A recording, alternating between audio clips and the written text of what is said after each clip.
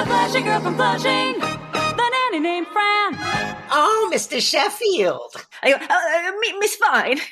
Welcome back to Oh, Mr. Sheffield, a podcast about the nanny. Not the lady who watches you when your parents aren't around, but the hit sitcom from the 90s starring Fran Drescher. I am Shawn Pasquale here with... Toria Sheffield. That's right. The great Toria Sheffield. No relation to Oh, Mr. Sheffield. Not any. I guess not at all. No relation. Not that I know. This episode is called The Playwright. It is episode 2 of season 2, and it was written by Lisa Medway and directed by the great Gail Mancuso, who has directed so many really, really funny physical comedy episodes of this show, and this one does not disappoint.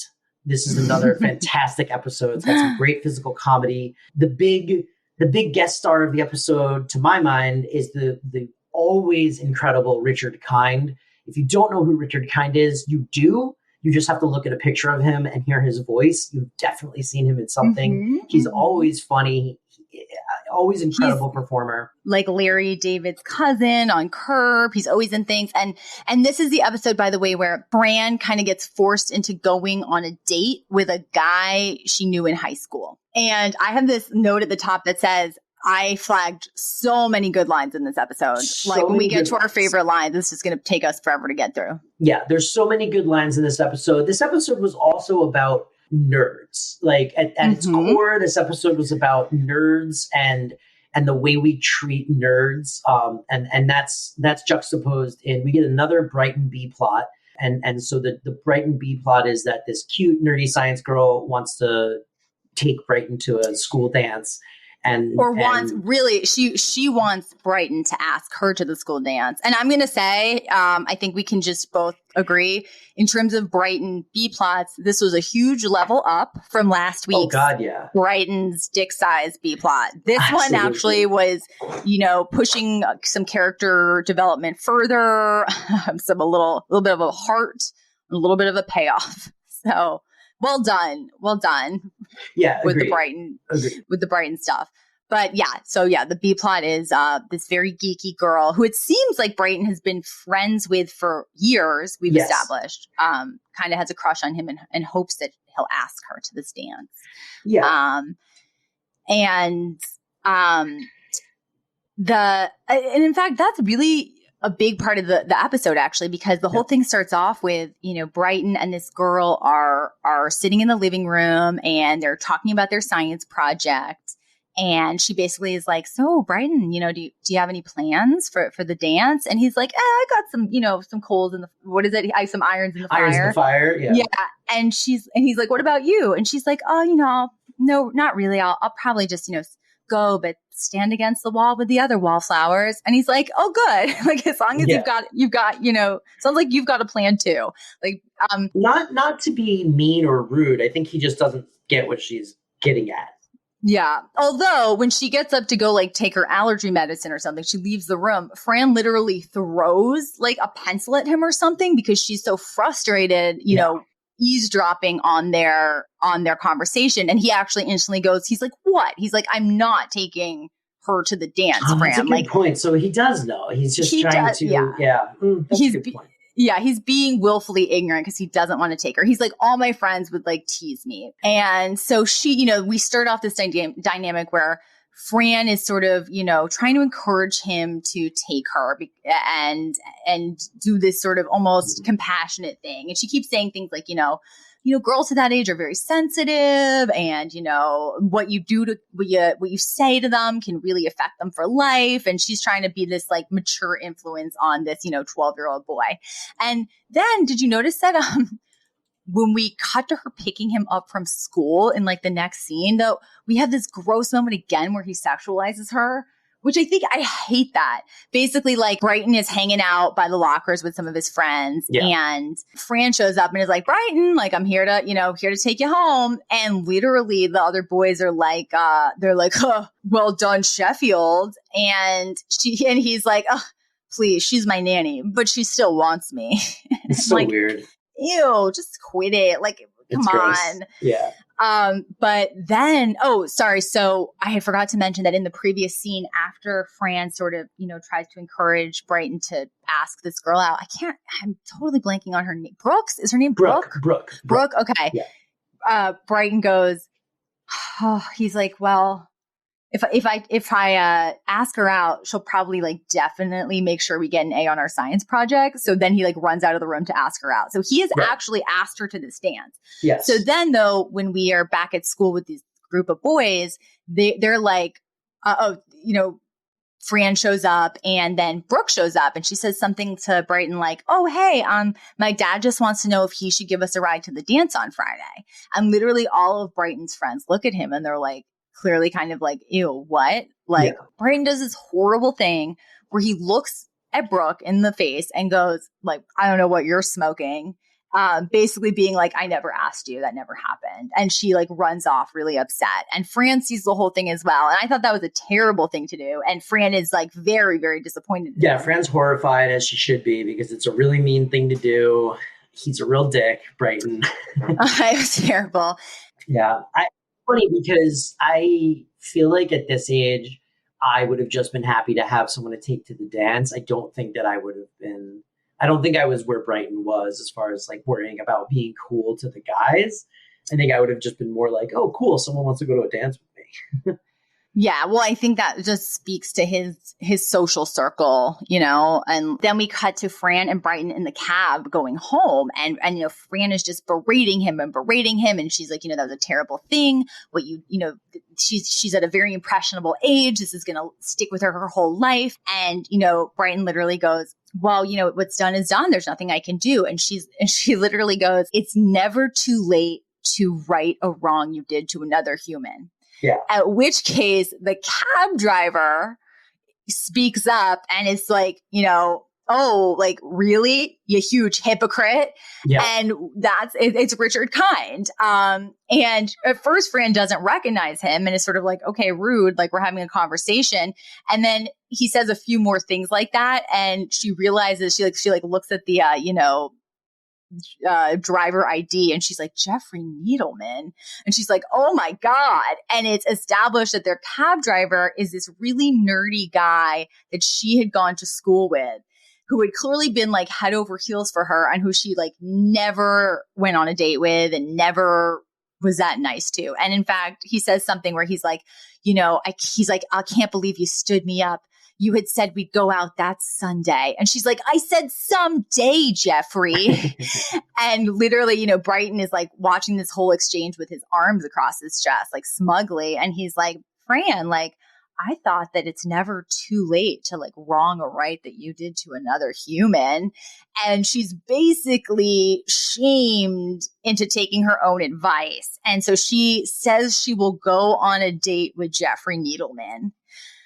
And that really gets this whole episode going. Yeah. And we quickly establish it's not really a C plot, I guess. It was more just they needed something for Cece to do. And it has a pretty decent payoff. But basically we find out in the next scene that Cece's trying to get Mr. Sheffield to read a play from one of her friends. And she says, it'll only take a little bit of time. You don't even have to like it. And then Niles goes she said that line a lot of times before, which, is again, another fantastic CC burn. I'm always here for them. And that, again, it's not really a plot, but it does pay off this whole idea that Mr. Sheffield is I don't want to read just some random play from some random person that I don't do that kind of thing.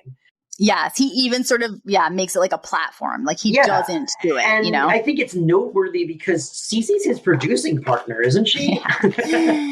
Yes. So it's very strange that he's it's not it's an unsolicited, it's that's his producing partner. And she's like, hey, read this play. So it's very weird that he's no, I will have nothing to do with this. But, again, it's not really played as a plot so much as it pays off as I guess a joke later. Yeah. Well, because then we go into this is just when this episode really, I would say, gets cooking with gas. It gets so good because Fran meets Jeffrey at this, really nice restaurant in Manhattan. And she gets there and he's like completely neurotic. He stumbles over to her, bumping into a waiter. And he, when they sit down, he pulls out one of those like orthopedic, like those wooden ball mats that go over chairs. And she looks at him kind of those horrified. Mats are often put over cab driver seats, which is I think what the joke there was, is that he uses the same kind of beaded wooden seat, massager that he uses in his cab. Well, but the thing that was so great is, she's looking at him sort of with this look of horror and he goes, "No, I brought one for you too," which I thought was actually very, very sweet. It's great. And just to point out, he does, as Toria just said, when he first stands up at that bar, he knocks like 26 things over. He like breaks a glass, knocks a chair over, picks up his briefcase, knocks something else over, pushes over a vase.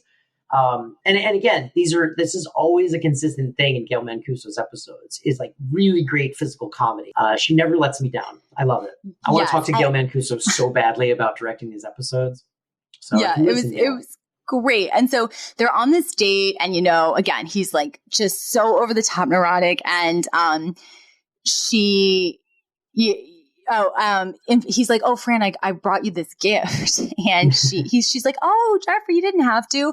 And then she opens it and she's like, "Oh, it's like electric blue eyeshadow." And he's like, "It's your electric blue eyeshadow. Remember Mrs. McGee confiscated it from you in homeroom?" And she's like, "Oh, and you kept it all these years." And he's like, "I always wanted to give it back to you." And she's like, "Oh, that's sweet, if not very unsettling." And then we have this moment it is so ungrounded and it is clearly just the writers and the cast wanting to have a lot of fun because he's like, "Fran, like there's this, you said you'd never do it with me back in high school, but I'm hoping we can do it right here, right now." And she's like, "Jeffrey, what are you saying?" And he's like, "Come on, right now on the floor in this restaurant." And she's like, "No. And he's like, "Do the hustle with me." He pulls out a boombox, presses play. The hustle begins to play. And Fran almost perfectly. They do the hustle. I love it. It was fun, but again, very ungrounded. Very ungrounded. Also, are these two actually perfect for each other? Because, dude, that's so funny that I wrote that you said that. I literally wrote, "I really want her to end up with Jeffrey." Yes, because at first she's like, "Oh no, I couldn't. I don't even remember." And then as soon as the music starts, they're doing it, and they're like perfectly in unison, and they're absolutely fantastic. The scene also I really enjoyed because I always love when actors break on camera, and there's a waiter in the background who is just beaming from ear to ear and cracking up like throughout the whole dance. And like, I don't think that was like direction. I think he just I think he enjoyed this scene as much as I did. I thought it was great. I didn't care how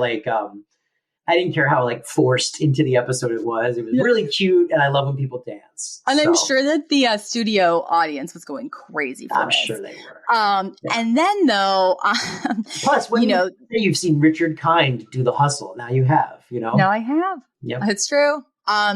But so the music ends and she's like, "Oh, Jeffrey, this actually wasn't such a bad date after all." And he's like, "Fantastic." And he's like, "Marry me." And she's like, "What?" And he's like, "No, I want you to marry me." And then she goes, "Jeffrey, I hope you don't take this the wrong way, but," and then we literally cut to him on the ledge of the building, which is probably about 12 stories up. And he's literally now going to jump and kill himself. I want to talk about this. I want to pause here because it is remarkable to me that suicide is just a sitcom plot point in this episode and not handled like a mental health issue at all. They don't even, I kept expecting like, "Oh, I wonder if this episode ends with like a, suicide's never the answer kind of like message." And it flat out does not. Like, it's just like, haha, isn't it funny this guy's going to kill himself if Fran doesn't marry him?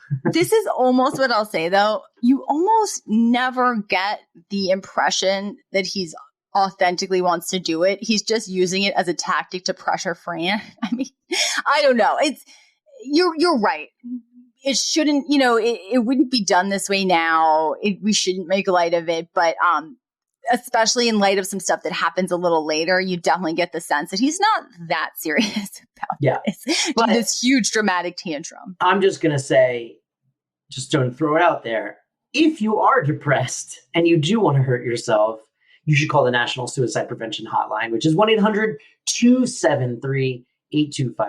I will do the work that this show did not do, which is to say that suicide is not funny, and being willing to kill yourself is a sign of a mental health issue that can be helped. Yeah. I would also say definitely don't jump off a building because you could hurt someone else. So exactly. just do it less. Just do it a different way if you're going to. That's really my only 2 cents. But it is very funny. And I mean, and again, Richard Kind is like a comedic genius and manages to make all of this work really well. Like it never feels dire or scary. It has some of my favorite parts where some of my favorite lines are actually in this exchange, because she is like leaning out the window and she's like, Jeffrey, don't do it. Just think, you have so much to live for. And he's like, oh, like what? And she's like, friends. And he's like, I don't have any. She's like, family. And he goes, estranged. And she goes, a dog? And he goes, it bit me. And and then he's like, you see, I've got nothing. And then she's like, because when they were having lunch earlier, dinner or whatever it was, he had said that he had written a play, and she very, very consciously did not mention that she works for a Broadway producer, because she clearly like didn't want to be in a position where she would have to pass something along to Mr. Sheffield. So at the time she remained quiet. But so at this point, now that she's desperate, she's like, well, what about your writing? And he's like, oh, like that's pointless. Like, you got to know someone in this town. Like no one's ever going to actually read it. And then she kind of like looks really torn and she's like, I actually do know someone, Jeffrey. I work for for Maxwell Sheffield, the big Broadway producer. Look, Bumble knows you're exhausted by dating. All the must not take yourself too seriously and 6'1" since that matters. And what do I even say other than, hey? Well, that's why they're introducing an all-new Bumble, with exciting features to make compatibility easier, starting the chat better, and dating safer. They've changed, so you don't have to. Download the new Bumble now. And, I should quickly say there was also another funny exchange in this moment where before she says that, she's like, Jeffrey, get back in here. I'll do whatever you want. He goes, sleep with me. And she goes, anything else? What's your second choice? And then he's like, another date. And she's like, what else you got? So she's like clearly not that willing to do anything to get him to not kill himself. She's not that invested in him killing himself. No. But anyway, so then we get to the point where she admits that she actually works for this Broadway producer. And that's when we cut to Fran. Okay. This was the only thing that took me out of the episode. And I made a note about it, which is, so Fran leaves this man on a ledge, goes all the way back home to talk to Mr. Sheffield, and then they go all the way back, and this guy's just been standing out on the ledge the whole time, as opposed to just calling the house. This is true. She could have just called.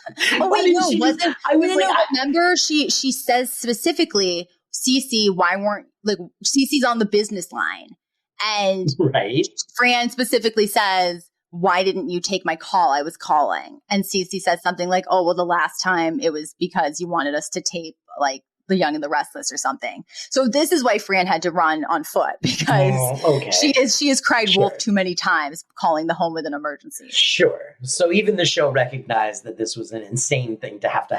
Yes. But so she runs in and she's basically like, she fills everybody in on what's happening. She's like, this guy's literally going to jump off a building if you don't, Mr. Sheffield, come with me and read this play.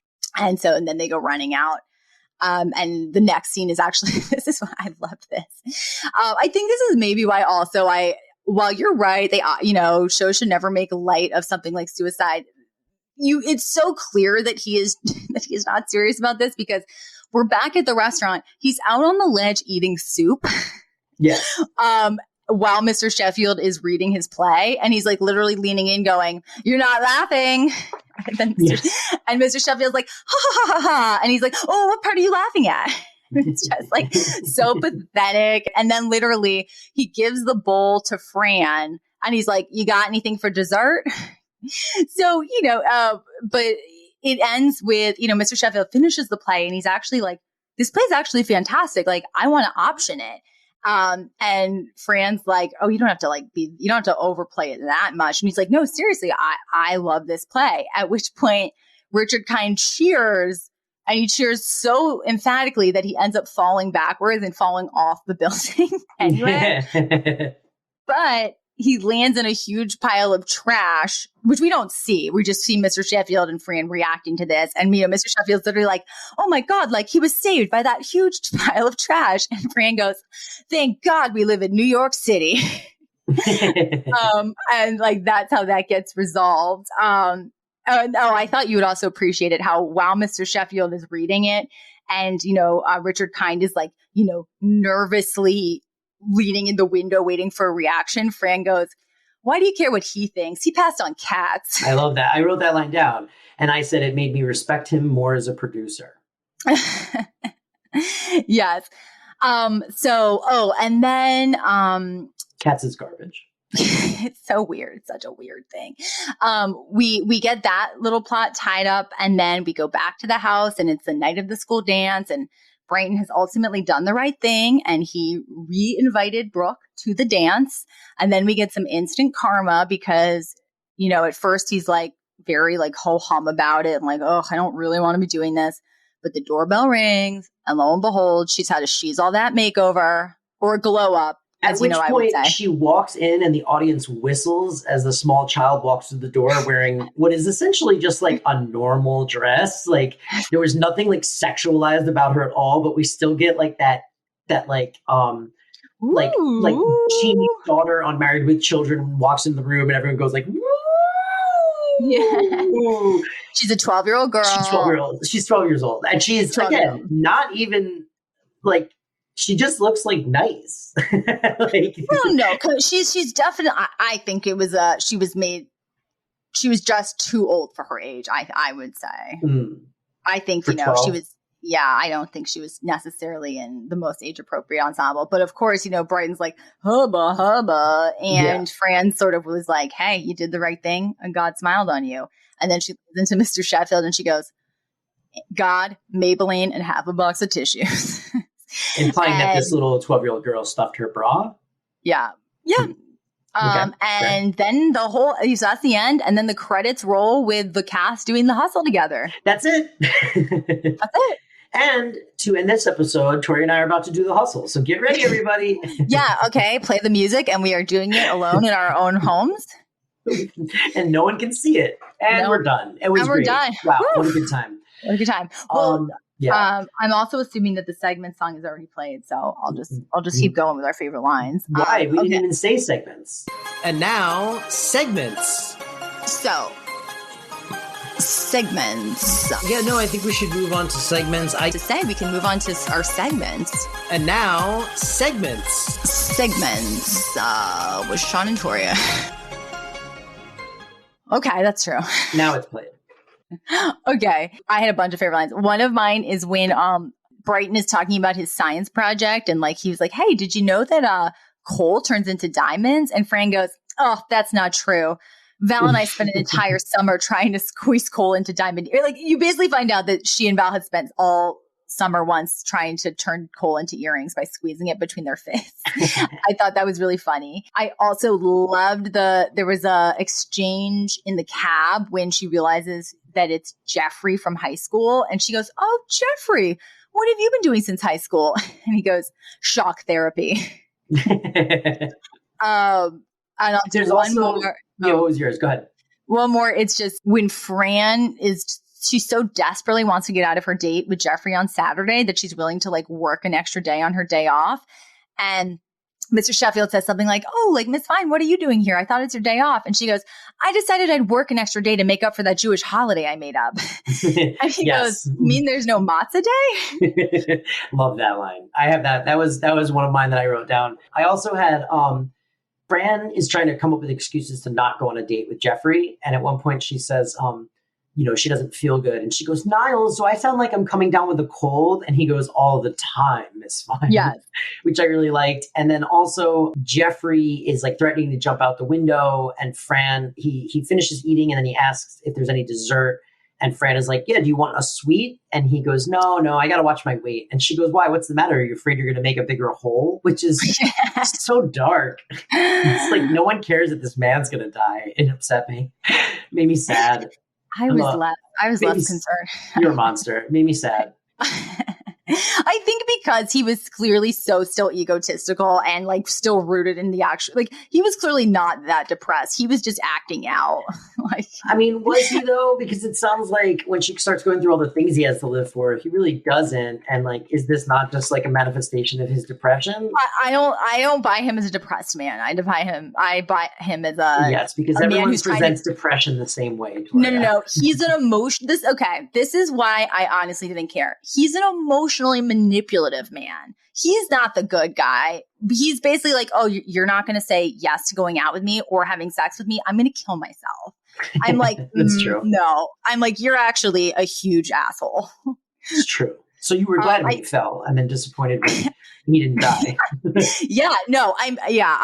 I literally was like, this guy's the worst type of guy. I mean, Shawn, I've literally like been on dates with men that said stuff like that to me. Like, that's pretty terrible. I don't want to say that men do it. That's a huge generalization because to be fair, I haven't been on dates with women. I'm sure women also do it, but it is unacceptable, people. If you're ever on a date or dating somebody that makes you responsible for their mental health like that, that's true.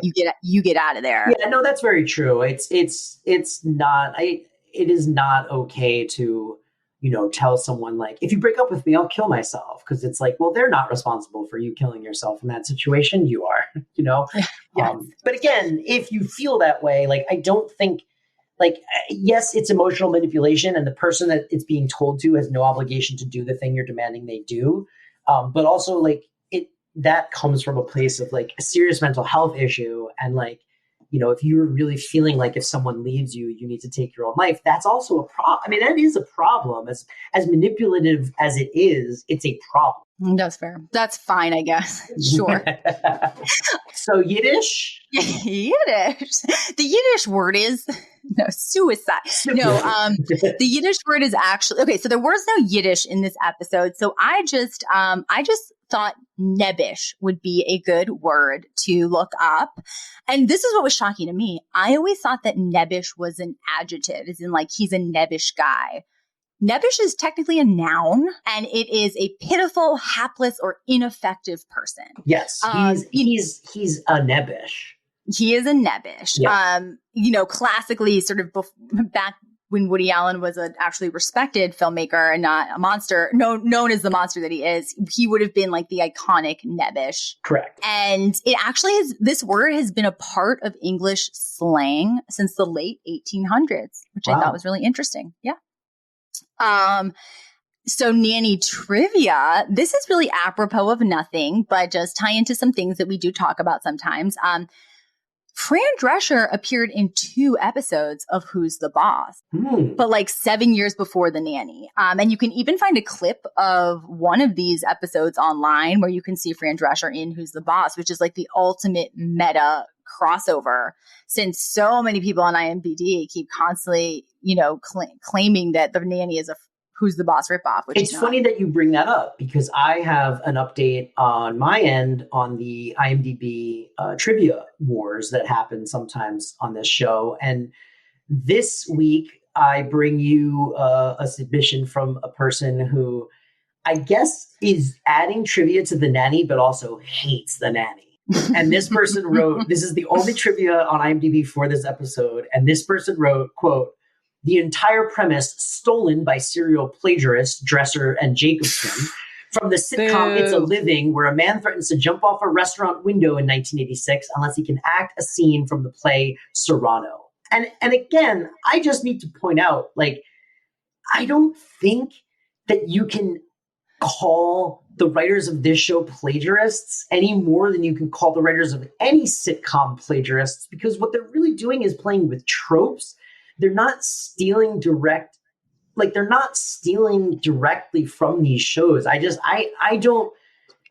don't agree with that interpretation of what's happening here. I think there are plenty of sitcoms that use like, oh, this person's on a ledge threatening to kill themselves, and our characters have to like talk them down. And like, I don't know. I don't buy it. It makes literally no sense. It is the stupidest criticism possible. It's stupid. It's truly almost it's almost like petty. Like this. Yes, it seems like whoever this person is, it is a petty, unhinged person who is like, I'm going to go out of my way to make sure that Nanny Trivia on IMDb notes that these people are plagiarists, even though they haven't done anything wrong. But that said, if you're the person that wrote this on IMDb, I am fascinated with why you wrote this, and I'd love to talk to you.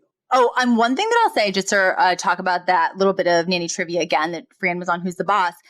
One thing that I really liked was she was still very much herself. Fran Drescher had her voice, she had her vibe, and I was really relieved because I think there was maybe this small in the clip that I saw, because I think there might have been this small part of me that was like, oh, is this just this big shtick? And if you were to talk to Fran Drescher privately, she'd be totally different. But she still had this persona and this vibe and that voice well before she had crafted this character, which was nice. This is just who this woman is. I mean, I don't think that I think this is just who Fran is. And I think that's why the show works so well, because she's very much writing just like herself.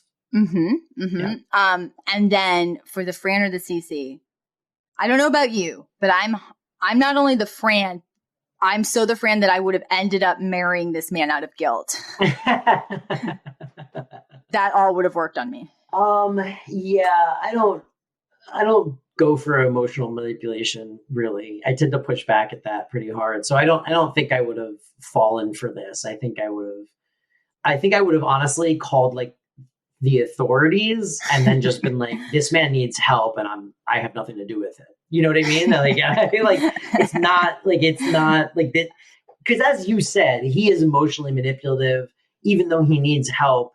I wouldn't have just left and let him kill himself. I would have made sure that help had arrived, but I don't think I would have stuck around the way she did. And I certainly don't think I would have pulled in Mr. Sheffield the way she did. So I guess I'm the CC, but I don't know that we didn't really get a sense of how CC would have handled this situation. Yeah, well, CC, I think, would have taken on no responsibility. Yeah, CC would have pushed him.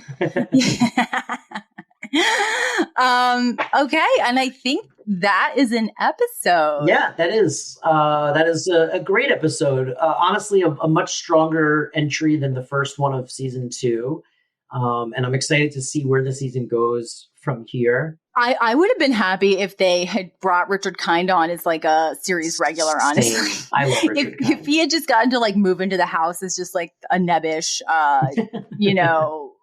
just guy who crashes there a lot. They could have kept him on the show as Mr. Sheffield, who options his play at the end.